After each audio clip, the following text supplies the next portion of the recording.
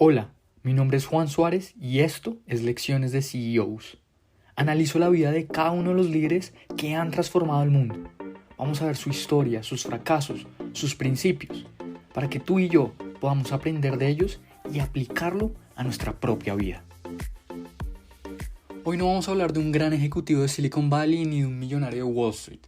Hoy hablaremos de un carpintero pobre, viudo y con 4 hijos, que sin saberlo estaba a punto de fundar una de las compañías de juguetes más grandes de todo el planeta. Hoy vamos a hablar sobre Ole Kirk Christensen, el creador de Lego. Ole nació en 1891 en la humilde área de Filsborg, Dinamarca. Fue el 10º hijo de 13 en una familia que conocía muchísimo la pobreza, en un lugar donde literalmente alimentarse era un desafío y cada moneda que ellos tenían era un tesoro. Al final Ole aprendió algo muy clave desde muy joven que lo llevó a fundar una de las empresas más icónicas del planeta, y es la ética de trabajo. A pesar de muchas limitaciones, logró una educación básica y a los 14 años, con su hermano mayor, Christian, tomó como aprendiz la carpintería. A partir de ahí fue a un taller con su hermano donde, bajo el olor del acerrín y la textura áspera de la madera, Ole descubrió su verdadera pasión. El oficio de la carpintería para él no era solo un trabajo, era un arte. Además de eso, natural, tenía bastante talento. Era, digamos, como nato. Tenía unas manos hábiles y su ojo meticuloso para los detalles hacían que tuviera un futuro brillante. Entonces, aquí empezamos a ver esas primeras características de Ole, y es uno, muy relacionado a otras historias, como ya hemos visto la de los hermanos Michelin, la de Enzo Ferrari, la de Michel Ferrero. Son personas que nacieron antes de la guerra y naturalmente no lo hicieron en las mejores condiciones. Lo hicieron en municipios, en pueblos, en aldeas, cerca de las grandes ciudades, con no con muchos recursos económicos, ¿cierto? Entonces creo que aquí ya empezamos a ver un punto en común también con Ole, con los otros fundadores que hemos analizado, pero sí que es cierto que algo que le distinguía a Ole y que también a Ole de sus hermanos, pero que también lo ata a otros grandes fundadores, es el detalle, ¿no? Cómo podía tener algo muy claro y, por supuesto, acompañado de la ética de trabajo. Nada sirve ser un talentoso si no tienes ética de trabajo.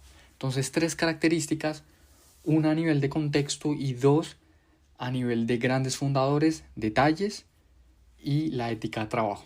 Aquí ya empezamos a ver que tenía este material de gran fundador. Ahora bien, después de unos años de gran trabajo y dedicación, Ole ahorró lo suficiente para cumplir su sueño. ¿Y qué era eso? Abrir su propio taller. Allá en 1916, en Billund, Dinamarca, pudo abrir su taller. Allá se trasladó y conoció básicamente al amor de su vida, a Kristin Sorensen. Se casaron y juntos, con 3 hijos, empezaron a construir literalmente su vida. Ole con su taller, en este caso en ese momento Kristin se ocupaba de las labores del hogar y de cuidar a sus hijos. Sin embargo, 8 años más tarde, es decir, en 1924, empezamos con las tragedias. Así como lo hablamos hace 8 días con Harlan Sanders, el coronel Sanders de KFC, también Ole también tuvo una vida marcada de tragedias. Y esta primera fue que mientras él estaba afuera, un incendio se desató en el taller. Sus hijos estaban jugando en la entrada y prendieron fuego accidentalmente a unas pilas de madera, y ahí ese fuego se propagó con mucha velocidad y consumió todo el taller y casi que toda la casa. Ahí fue el primer encuentro con el desastre, porque Olé llegó a tiempo para ver cómo todo ese esfuerzo que le había hecho en diferentes años se convertía en cenizas. Y aquí nos imaginamos esto, ¿no? Digamos que sin duda alguna, y creo que nos puede pasar hoy en día a todos, habernos esforzado por mucho tiempo, ahorrado, empezar literalmente desde cero, y que pase una tragedia como esta, pues es como, ok, ¿qué pasa? Vuelvo y digo, muchos de nosotros podríamos rendirnos y decir, ok, esto no es para mí, mejor pues hago otra cosa, pero ahí es donde llega la determinación. Ya lo hemos visto en otros fundadores y Olé no es la excepción, perdón. Y básicamente dijo, ok, vamos para adelante. Entonces, pues la familia sobrevivió, pues la pérdida económica pues fue absurda, pero a pesar de todo esto, con la ayuda de amigos y vecinos, Olé reconstruyó su taller más grande, mucho mejor que antes, y a partir de ahí, pues empezaron a surgir, y digamos que esa abundancia vino y tuvieron un cuarto hijo.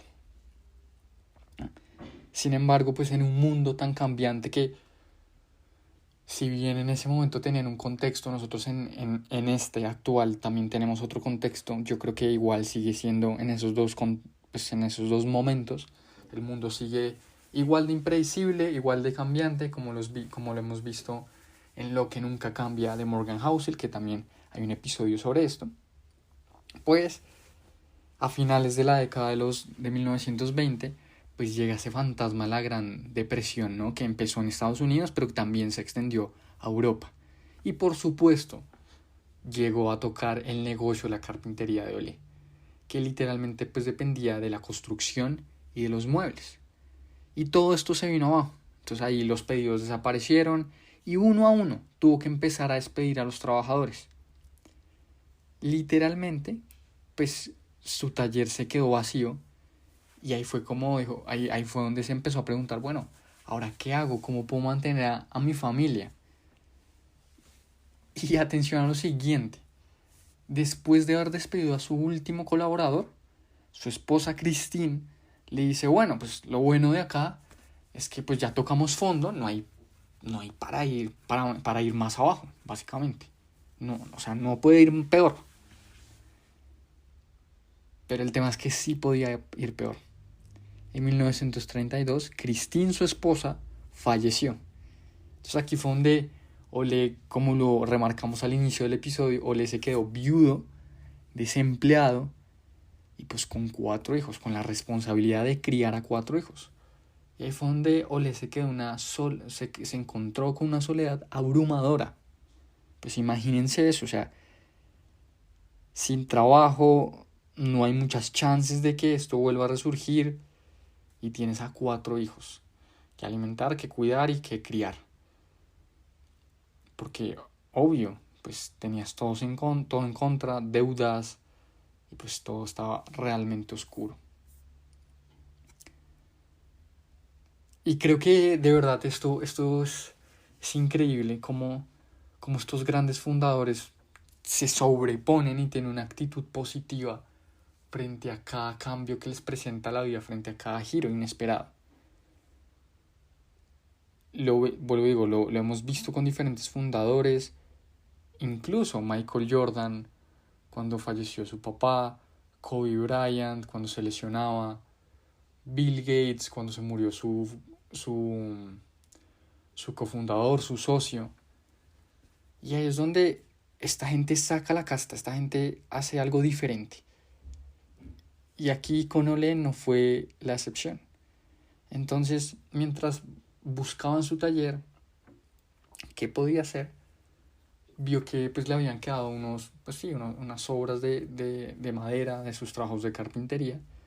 Y a partir de ahí pues dijo, bueno, pues le voy a hacer unos juguetes a los niños pues para que se entretengan, para que estén felices y por ahora pues tengamos un momento pues tranquilo.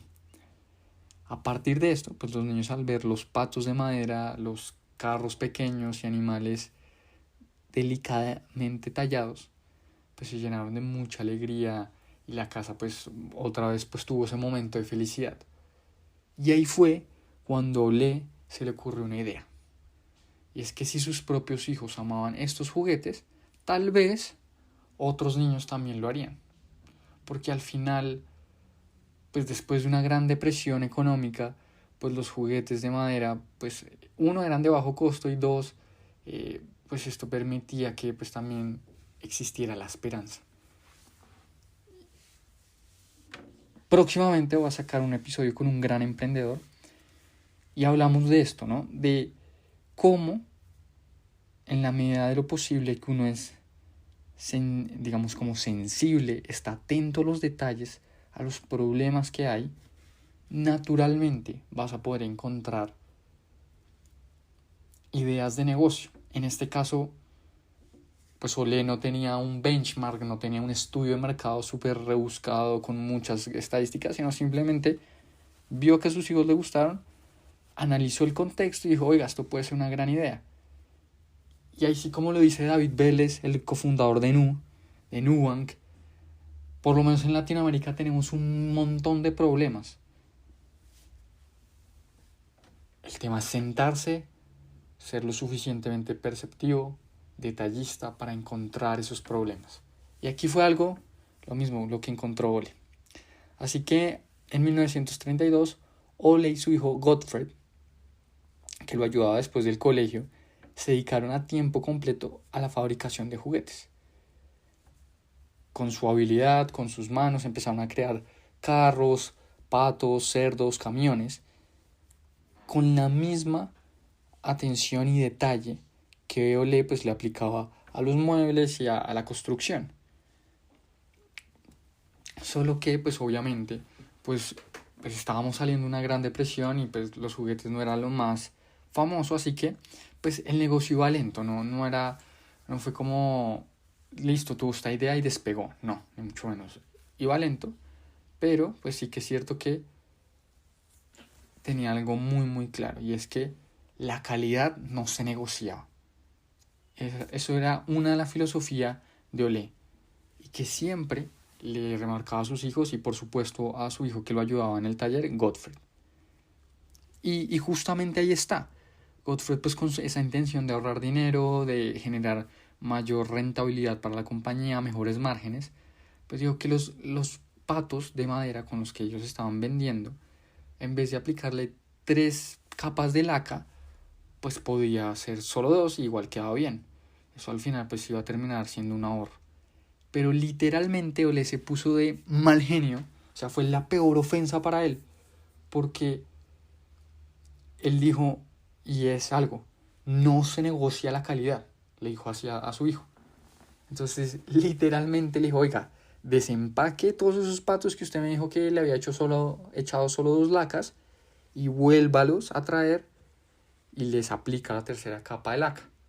Al final, vuelvo y digo, creo que esta fue una lección inolvidable tanto para Gottfried y que nosotros también nos podemos llevar, y es la calidad y la honestidad son inseparables y son el sello de una marca, de una compañía. Así que esta misma calidad hizo que el voz a voz se corriera. En la medida que uno tiene un gran producto, y en este momento no me acuerdo quién se lo escuché, quizás a Naval Ravikant, y es que la mejor manera de hacer networking es tener un gran producto. Y aquí pasó exactamente lo mismo. Ole tenía un productazo de una calidad genial, y pues esa voz a voz se empezó a correr. Y un día, un mayorista de Fredrikstad, qué pena mi noruego, que era bien conocido por toda la región, pues llegó al humilde taller de Billund de Olé, literalmente hacer un gran pedido. O sea, aquí era un pedido para la temporada navideña. Aquí entendiendo algo muy muy claro, y es que los juguetes solo se vendían o eran famosos en Navidad, pues para los niños. No era algo como el día de hoy que pues es pues algo que se vende todos los días. No, en ese momento era una temporada, la de Navidad. Entonces el mayorista, preparándose para esta época, le hizo un gran pedido a Olé. Entonces literalmente a partir de esto pues dijo Olé, lo que dijo, bueno, ya tengo otra vez buen trabajo, buen flujo, voy a recontratar a todos mis ex trabajadores y le voy a poner poncha al tema, y literalmente pues va a ser una buena Navidad pues para toda la familia Christensen.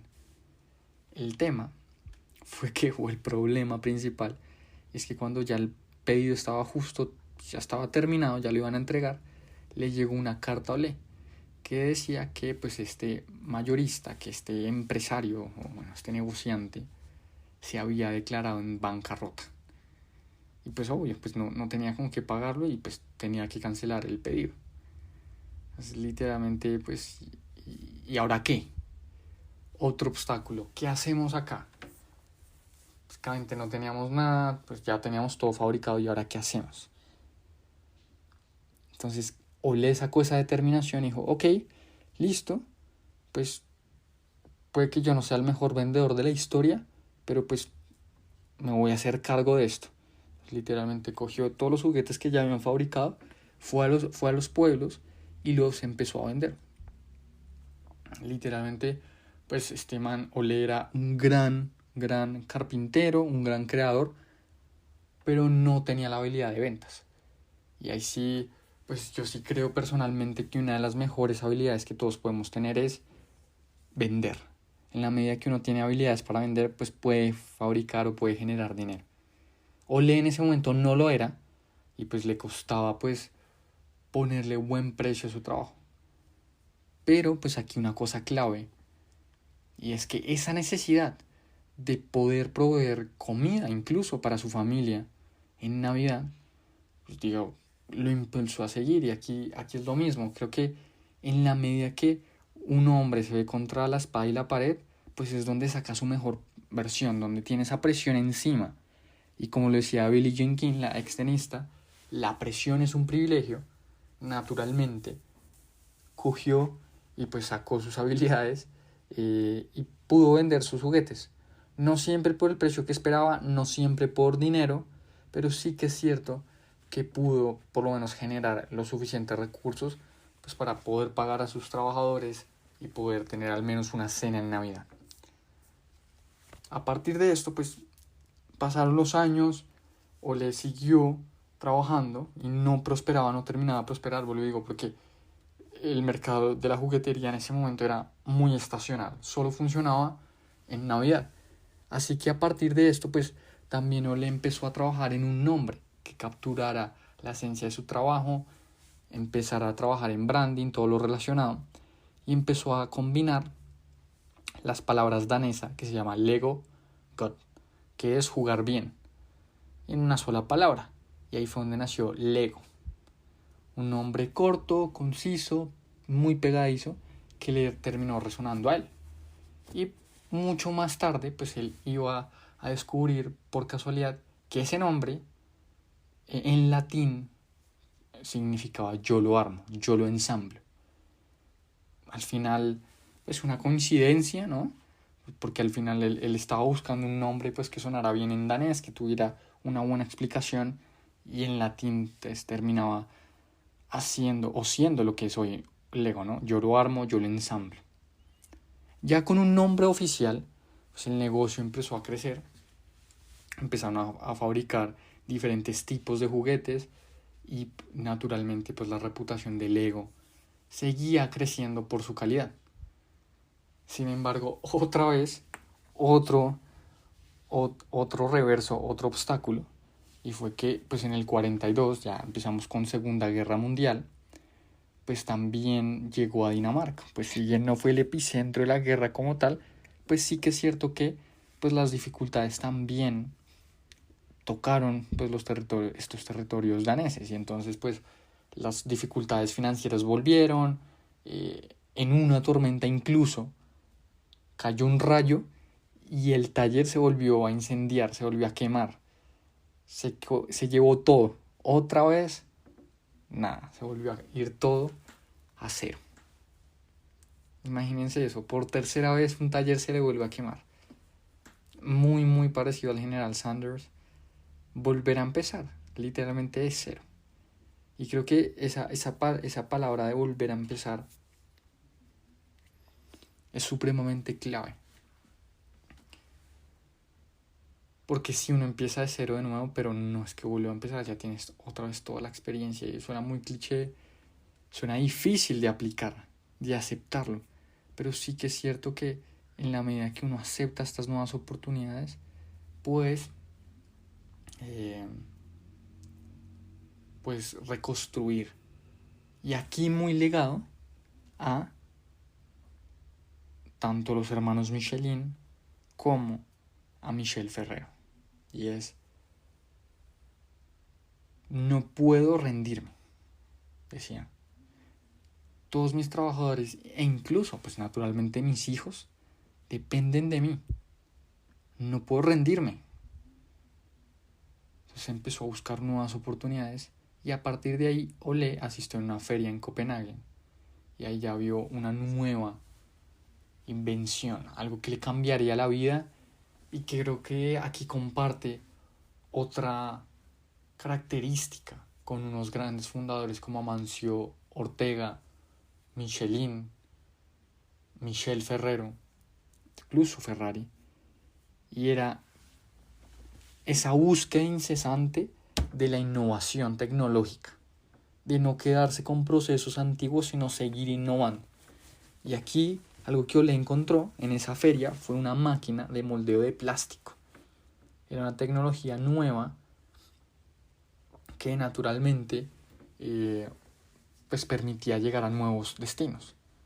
Obvio, pues era un costo enorme y era un riesgo gigante. Pero pues imagínense una persona que salió de su pueblo, se fue a otra ciudad, tuvo ese primer, tomó ese primer salto al emprendimiento, al vacío, creando su taller, luego casándose, luego se le muere la esposa, luego se le quema el taller, vuelve a intentar con los juguetes, se arriesga, el cliente pues no le paga. O sea, era una persona que ya no era tan aversa al riesgo y una persona con demasiada convicción, demasiada pasión por lo que estaba haciendo. Entonces, ahí su hijo pues mayor, Godfrey, le advirtió, pero pues nada, dijo como, ok, pues ya vamos para adelante. Y creo que una persona que ha tomado tantos riesgos, no creo que los disminuya, pero aprende a vivir con ellos. Y creo que también se trata de eso. Ese riesgo, naturalmente, pues hizo que hoy en día Lego sea lo que es hoy. Una compañía de billones de dólares posicionada a nivel mundial. Entonces, justamente en esos grandes saltos es donde están increíblemente pues las grandes recompensas. Entonces, a partir de esto fue que con esta máquina empezaron a hacer juguetes de plástico, porque pues también era más barato. Y ahí fue donde empezaron a apostar por el plástico y hacer juguetes de manera diferente. Claro está que aquí que es algo importante, porque uno de los primeros juguetes que hicieron fue figuritas de hombres, ¿cierto? Pero en la feria lo que a él le mostraron fue ladrillos. Y fue justamente lo que a partir de ahí empezó a desarrollar todo esto. Pero la verdadera epifanía, o lo que cambió todo, fue en el 1954, cuando Godfrey viajó a Inglaterra y se reunió con un hombre llamado Troels Petersen, que era un jefe de un gran centro comercial. Y él se quejó que la industria del juguete era muy caótica, que no había sistema de nada, no había nada interconectado. Y esa frase a Godfrey le caló en ese viaje. En ese momento pues se viajaba por barco, se le quedó en la cabeza, y es que tenían que crear un sistema de juegos, un sistema que nada fuera aislado, sino que realmente todo estuviera interconectado. Y al final los niños necesitaban algo que fortaleciera su imaginación y su creatividad. Y con eso en mente, Godfrey regresó a la casa con una nueva visión, y era la perfección del diseño del ladrillo. En 1958, literalmente, sacaron un nuevo sistema revolucionario, donde lo que hacían era, pues tenían estos ladrillos, pero tenían un problema, que se desencajaban. Entonces lo que desarrollaron fue un sistema de espigas, de tubos por dentro de los ladrillos, para que se pudieran, cada vez que uno los juntaba a cada ladrillo, pues realmente se pegaran, fuera una unión firme y duradera. Porque pues uno de los problemas que tenían antes es que sí, los ladrillos se pegaban entre sí, pero pues en la medida que uno movía, los levantaba o hacía cualquier cosa, pues se destruía. Entonces ahí era donde había un problema. A partir de esto, de haber desarrollado este nuevo sistema, esta innovación, pues los ladrillos se convirtieron en un éxito rotundo porque los niños se enamoraron de ese nuevo juguete. Y fue justamente ahí, justo antes de eso, que Olé, que había superado todo, no pudo ver ese éxito masivo. Apenas un mes después de este nuevo diseño y que fuera introducido en el mercado, Olé sufrió un ataque al corazón y falleció a los 66 años. Una historia ahí poco triste, porque justamente donde esa innovación que lo cambió todo para Lego, que hizo que se disparara, pues Olé no lo pudo ver en este mundo. Pero sí que es cierto que a partir de ahí Gottfried, su hijo, como el líder ahora, pues encontró esa innovación para llevar el legado de su padre pues a otro nivel, ¿no? Entonces, hasta acá la historia de Olé como fundador de Lego, una persona supremamente determinada, supremamente resiliente y más que aversa al riesgo, creo que tenía algo muy claro, y es que si quería completar su visión, quería llegar a donde él quería y cuidar a su familia, a sus trabajadores, pues había que asumir riesgos, naturalmente calculados, pero entendiendo que había pues parte de incertidumbre, y creo que es algo que nosotros tenemos que llevarnos para nuestra vida. Yo personalmente busco controlarlo todo en la medida de lo posible, pero simplemente, o algo bien interesante es que en esa incertidumbre pues también pueden llegar resultados inesperados muy buenos. Y ahí es donde,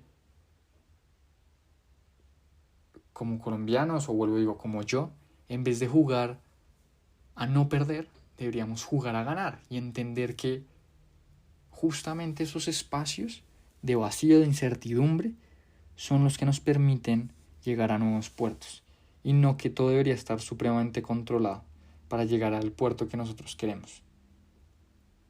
Porque así como decía Tony Nadal, lo vimos en el episodio, el entrenador tío de Rafael Nadal, si tú quieres ganar, también tienes que estar dispuesto a perder. No hay otra forma. Si no quieres perder, pues no juegues. Clave eso. Una frase que a mí me ha impactado muchísimo en mi vida personal. Ahora bien, la historia del Lego no termina ahí.